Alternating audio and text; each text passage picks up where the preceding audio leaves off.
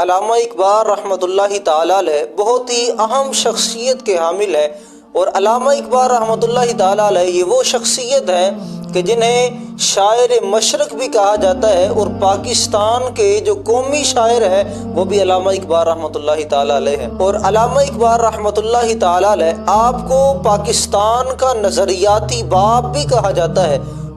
اور ان کو جو قادری کہا جاتا ہے وہ حضرت پیران پیر غوث سمدانی قطب ربانی شہباز لامکانی قندیل نورانی حضرت سیدنا الشیخ عبد القادر جیلانی رحمۃ اللہ تعالی علیہ، ان کی نسبت کی وجہ سے کہا جاتا ہے یہ ان کے مریدوں میں سے تھے۔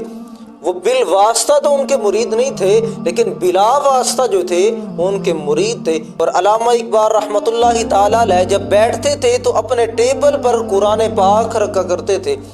اور قرآن مجید کے ساتھ اتنا ان کا تعلق تھا کہ قرآن مجید کو اپنے ٹیبل پر رکھا کرتے تھے۔ ایک مرتبہ ٹیبل پر قرآن پاک پڑا ہوا ہے، ایک بزرگ تشریف لائے اور سلام اور دعا کے بعد کہنے لگے علامہ اقبال کہ آپ نے قرآن پاک کو ٹیبل کے اوپر رکھا ہوا ہے، آپ نے اسے کسی اونچے مقام پر کیوں نہیں رکھا؟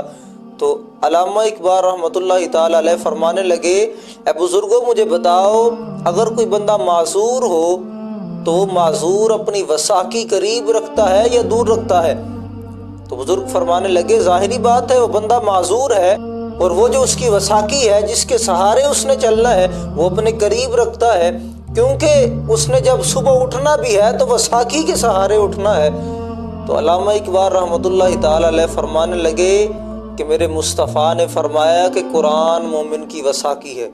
قرآن مومن کی وثاقی ہے۔ جب قرآن مومن کی وثاقی ہے، فرمایا کہ جب میں صبح اٹھتا ہوں تو قرآن کے سہارے اٹھتا ہوں۔ تو یہ علامہ اقبال رحمۃ اللہ تعالی علیہ یہ وہ شخصیت ہے، اور بہت ہی بڑے شاعر، اور تصوف کے اندر ان کا بہت بڑا مقام ہے، اور جو بھی ان کی شاعرانہ گفتگو ہے وہ اس شعر پر ختم ہو جاتی ہے جو آپ نے فرما دیا کہ محمد سے وفاتوں نے تو ہم تیرے ہیں، یہ جہاں چیز ہے کیا لوح و قلم تیرے ہیں۔ اور علامہ اقبال رحمۃ اللہ تعالی علیہ آپ سے کسی نے پوچھا کہ آپ کو جو عشق رسول ملا ہے یہ کہاں سے ملا؟ علامہ اقبال فرمانے لگے کہ یہ مجھے عشق رسول اپنی ماں کی گود سے ملا ہے،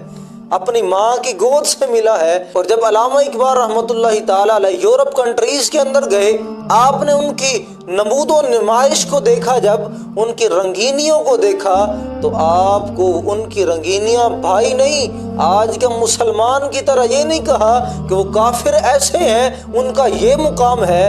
لیکن جب علامہ اقبال یورپ سے واپس آئے تو آپ نے فرمایا کھیرا نہ کر سکا مجھے جلوہ دانش فرنگ، سرما تھا میری آنکھ کا خاک مدینہ و نجف۔